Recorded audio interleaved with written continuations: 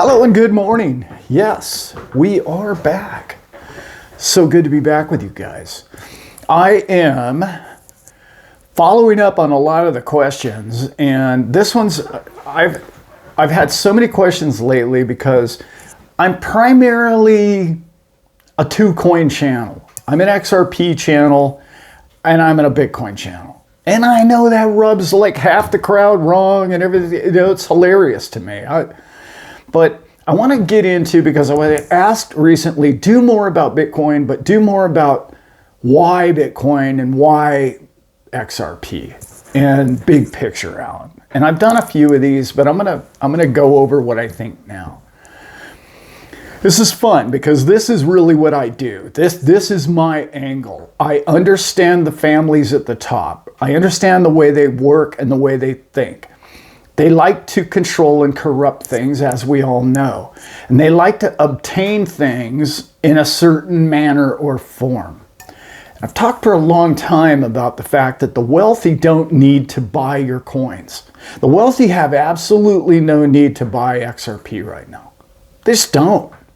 They have no need for it. I know you know that they have a need for it, and you see the use case, and we see the 50 nations that are into it, and we see the 30 states that are adopting it. We know all the fundamental reasons why billionaires and millionaires should buy these coins, XRP in particular, today. We know all those reasons because you and I study that every single day of our lives. That's not their thing. They're not buying XRP right now, period, as you can see in the charts. However, they are buying another coin, and it's taken them a long time to get here. See, when you get money, and I mean big, stinky, old, filthy money, just make money on top of money, and they can't spend money fast enough to even, like, generationally, it just comes in gobs and gobs, and you can call it corruption, you can call it wrong, or they should distribute it more, or they should do whatever. But when you live and work around these people, you understand that they don't know any different. That's their lives, and that's their life experience, and that's who they are. And they're not doing it intentionally to rip you, Bob Smith, off. That's not what their game is. The system, that's a whole different thing. Now, I don't want to lose anybody on that angle. Bitcoin right now is going absolutely crazy in the millionaire class. Not necessarily the billionaire class yet, but like if you've got net worth of 500,000 to 10 million, those people are now getting in. For all the mathematical, Austrian economics, sound money reasons that you and I understand, Bitcoin is very valuable to them, to me, and to anybody who owns it or understands it. It's Austrian economics of the fact that it's sound.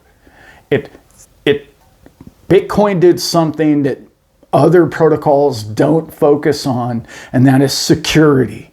It's built this massive computing network that makes sure it's secure first. Yeah, I know it's dog slow. I get all that. It's slow, but it cared about one thing, and that was its preservation of itself. So as long as Bitcoin stays secure, okay, decentralized and secure, it will be the most sound place to store your money. And I've talked about that in many other videos. I'm not going to get into that right now, but the bottom line is if you're a staking coin is all digital. A proof of work coin actually has other parameters outside of it, that it needs electricity, it needs a network, it needs a bigger network. It has to have power to generate a coin. There's no electricity in generating a staked coin. I don't want to get into that. I don't want to make this a debate video because everybody wants to debate that point. Oh, it's using too much electricity. I get all that. Okay, I get it. You need to understand why that's important, though, because one can be corrupted or hacked because it's only digital.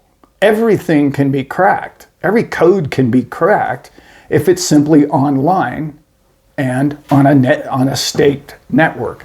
Again, that's a very controversial statement, and I know everybody's going to blow me out of the water with that. I don't really put it down below.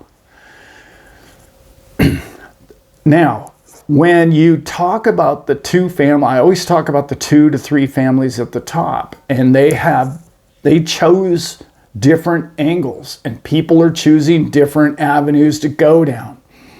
They don't like certain things and they like other things. That family or these people, or that system and that system.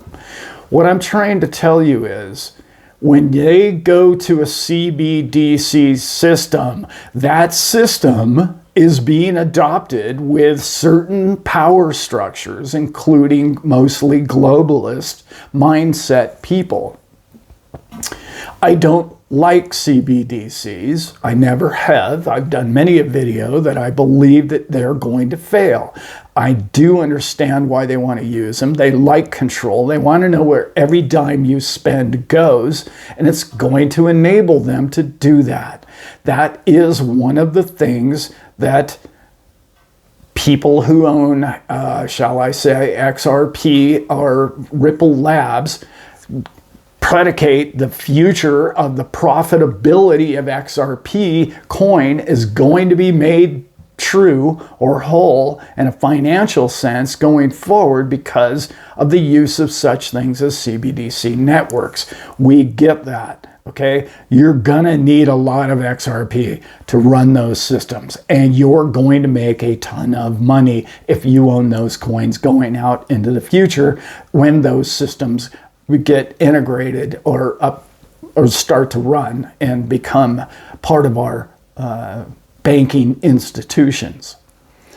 What I'm talking about with proof of work and with Bitcoin is people are starting to understand we better tackle this, the people at the top better tackle this with these ETFs and try and hang on to some of this and control it.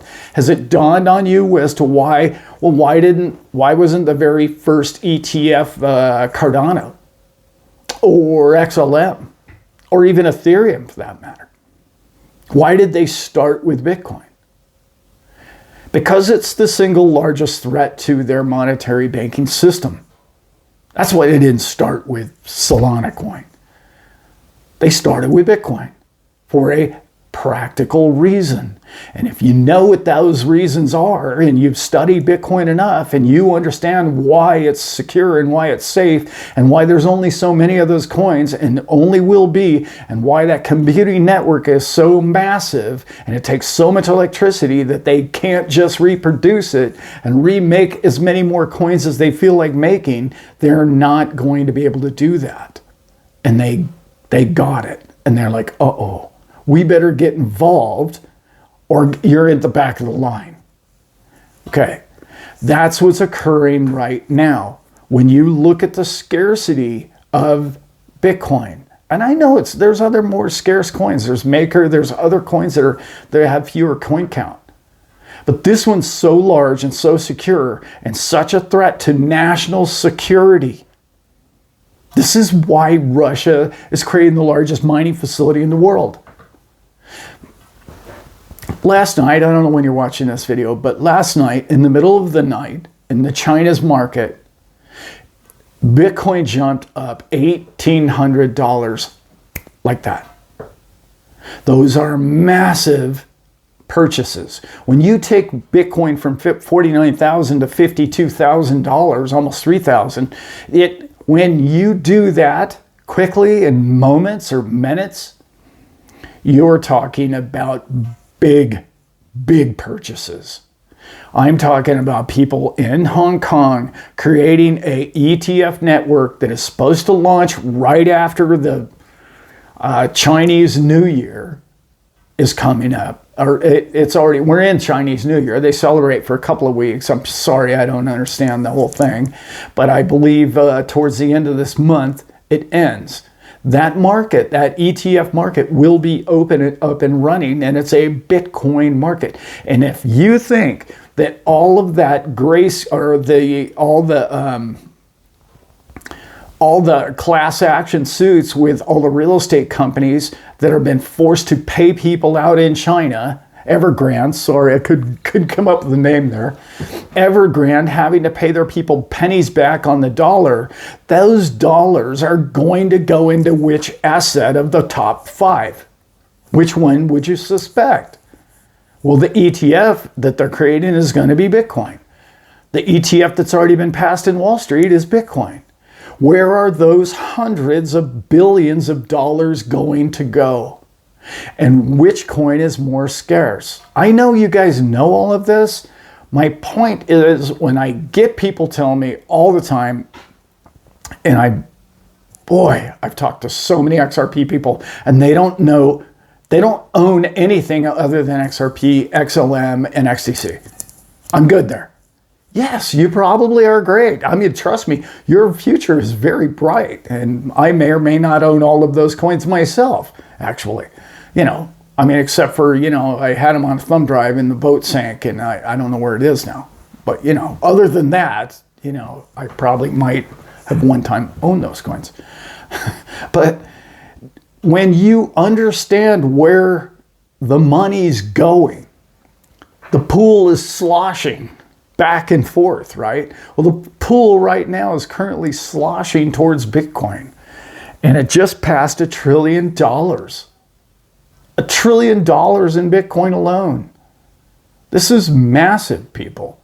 It's like if it were a corporation, I don't know whether it's the 4th or 5th corporation to ever achieve that number. And I'm not trying to say that you need to buy one or the other. I'm just trying to say you better have some exposure to this if you would like to stay diversified. Now, what the video is about. When you have a monetary system that's leaking oil, such as the systems currently around the world, you have a opportunity to purchase something that gives you sound, sleep at night, sound money. You've got your precious metals. You've got probably your top 5 crypto, top 10 cryptos that make you feel pretty damn good at night. But there's a uniqueness about Bitcoin that you may or may not know. And that uniqueness is, it's not controlled by a government or a system. I know there's all kinds of rumors out there. I know I heard about all that, the Kracken thing. Please, with the Kracken thing, okay? Just give it a rest. I don't know what that guy was on when he made that video. I really don't. He doesn't know what he's talking about. Okay, people that know, I don't know him personally. I've been in the same room with the man, but I know who Jesse is and I know who Kracken is. And why is it? Okay, let's say Kracken is part of the system, right? Why is Kracken leaving the state of California? Why are they moving overseas? Why? If they're part of the system and it's completely corrupt and they can control the price of Bitcoin any day that they feel like doing it, why aren't they doing it? Kracken doesn't own enough Bitcoin to make a damn difference either way. Either way. So I'm just saying, let's look at this whole thing from 40,000 feet. Let's stop waving the banner of this coin, that coin, and, oh, you don't like this coin because of that thing. I'm not watching that channel anymore because that guy's a Maxi, or this person a XRP Maxi, or what. All of that is getting us nowhere. What I'm trying to say is, when you understand the level of stocks, banking, the monetary system, the derivatives market, the way it's been built and constructed and designed the way I do, you come to the conclusion that you would like to be out of it. Not entirely, but you want to have exposure outside of it. This is not XRP. That is that network. That's going to run on XRP. That whole network web, if you will, is going to run on XRP. Most of it, in my opinion. But let's remember, do you own your stocks? No. You don't even own the deed to your home, but I don't want to get into that, okay? You are at the mercy of the people who print the money, who create the system. You are. You don't own your stock. That interest rate that you're paying, who are you paying it to? And why are you paying it? Well, it's because of the banking system. Well, it wasn't even their money. You have more money in the home loan than they do, right? When you understand this whole big picture, you say to yourself, well, I better get something outside of the system. One coin is a big part of the system. The other one is outside of the system. Now, I'm not saying it's perfect, and I'm not saying that you shouldn't be in many of the other coins that are proof of work, okay? But you should be, because there's two paths you can go down on this thing. And that is, one is scarcity, obviously, but one is proof of work and proof of stake. And I know there's so many people that are done with proof of work. Oh, it's too much hard on the planet. We're not going to make this happen. Let's remember what Larry Fink, who created the whole ESG program, okay, did a 180 and went to what? Bitcoin. Why did he go to Bitcoin? Why is his fund spending hundreds of billions of dollars in the next few years on Bitcoin and not ESG? Did he just roll out of bed and decide, hey, you know, I finally read the white paper and it all makes sense to me? Gosh, I think I'll just do that now. No, they figured out that it's a lot harder to control and manipulate it than they thought. Absolutely nobody is buying Bitcoin futures contracts. That thing they did back in 2018 to crush the price when Bitcoin went from $3,000 to $20,000. And the day they opened the futures exchange, when the guy, I forgot his name, starts with an S, was at a luncheon in San Francisco, who happened to be financial director under Trump at the time, had too many glasses of wine and told everybody, oh yeah, we opened that futures market to crush Bitcoin. Ha ha ha ha. And it worked because it was a futures market. It wasn't a network.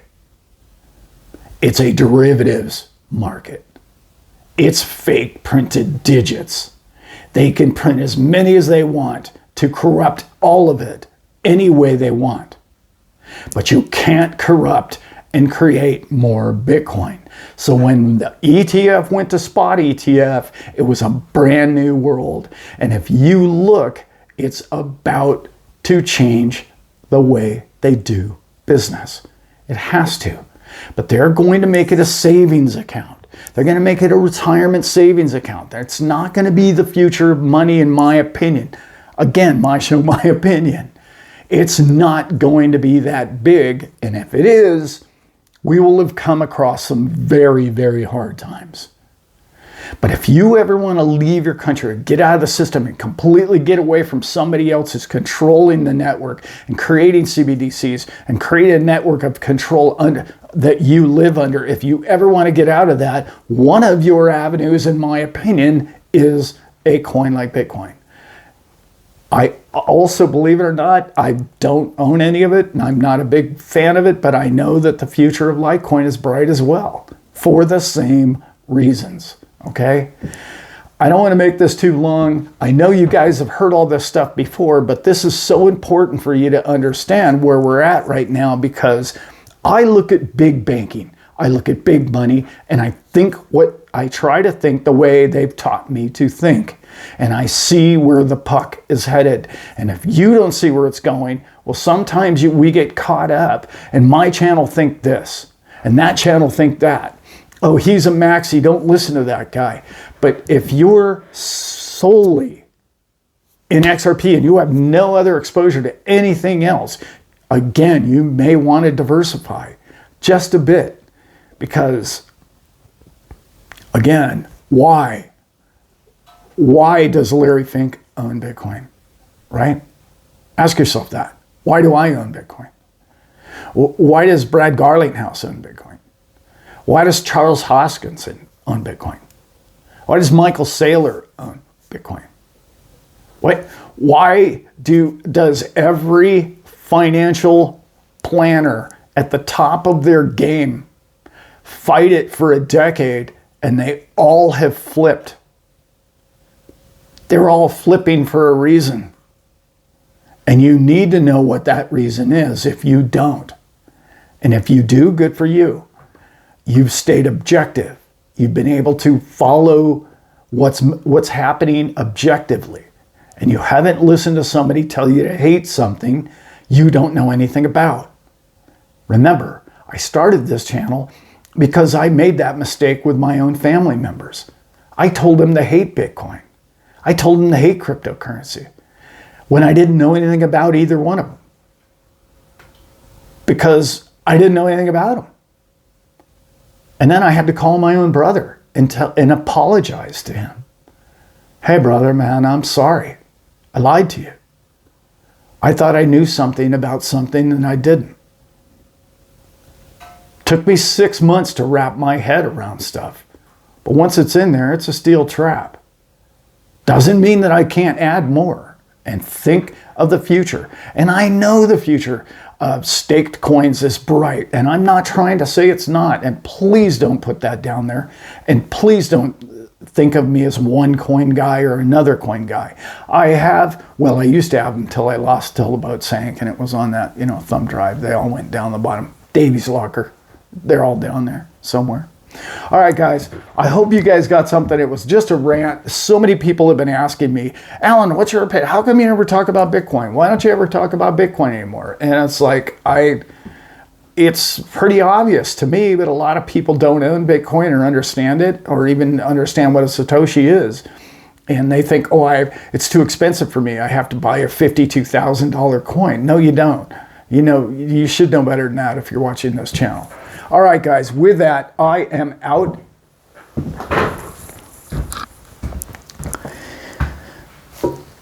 Jamie, I'm not sure you've noticed, but Bitcoin just passed you up, Mr. Diamond. That's right. It's worth more than your complete Ponzi scheme banking system. Yeah. It just passed right by you, Mr. Diamond. Jamie, are you listening, Jamie? It's eating your lunch. You can't stop it. You can only get out of its way. How long will it be before Mr. Diamond gets on the TV and says, well, of course we bought Bitcoin. Everybody knows that. Love you guys.